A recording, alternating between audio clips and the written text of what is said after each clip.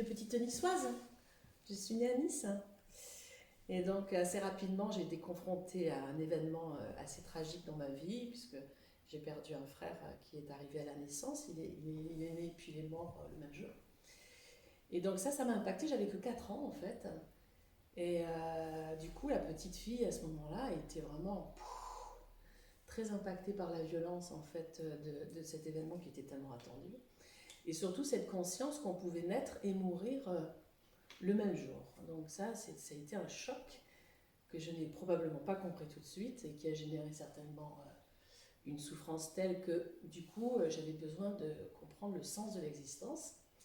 Donc très vite, en fait, très très jeune, j'ai cherché à découvrir mais comment on pouvait être bien et heureux avec la souffrance, avec la douleur, avec le chagrin, avec tout ça, et comment on pouvait être soi-même heureux avec tant de misère autour de soi. Bref, ça c'était le début, si vous voulez, de toute cette quête qui m'a mis en chemin. Donc du coup, je me suis mis en chemin. J'ai commencé par tout un parcours initiatique qui m'a permis d'approfondir la philosophie, plein de choses. Et ça a duré une dizaine d'années. Et puis après, j'ai rencontré le bouddhisme tibétain et la méditation, justement. Et là, ça a été vraiment une révélation pour moi, puisque c'est comme si je trouvais la clé, en fait, qui ouvrait toutes les portes, puisqu'il n'y avait pas de fin à cette découverte, puisque l'exploration, c'était en soi, c'était pas à l'extérieur. J'avais fait 10 ans d'exploration un petit peu en cherchant la psychologie, la psychanalyse, la philosophie. Et à chaque fois, ça ouvrait une porte, mais ça n'ouvrait pas toutes les portes. Et je passais d'espace en espace sans jamais comprendre toujours ce sens profond de l'existence. Jusqu'à ce que je me pose enfin dans cette introspection que m'a permis de faire la méditation. Et là, j'ai compris que oui, en fait, c'était juste là, ici, que ça se passait. Et là, ça ouvrait en fait tous les éclairages et les mises en lumière que je cherchais pour vivre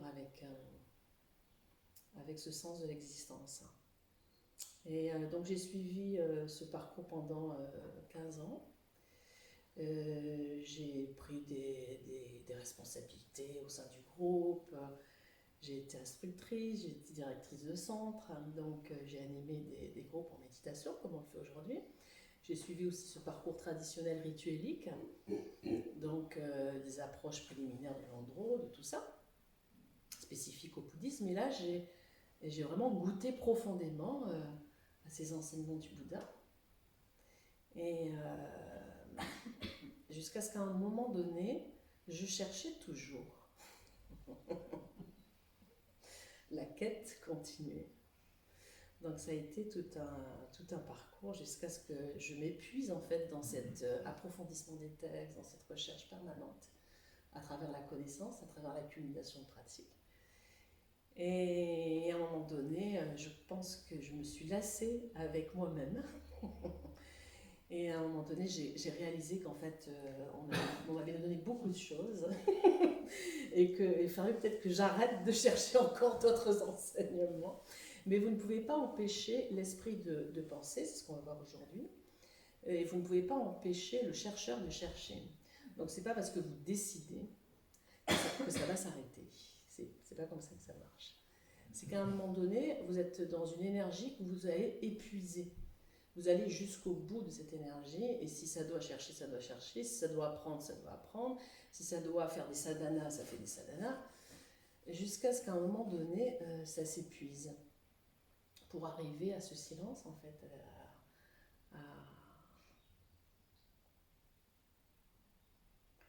jusqu'à ce qu'à un moment donné, il y ait eu une retraite, en fait, en décembre 2019, où vraiment ça a été vraiment marquant.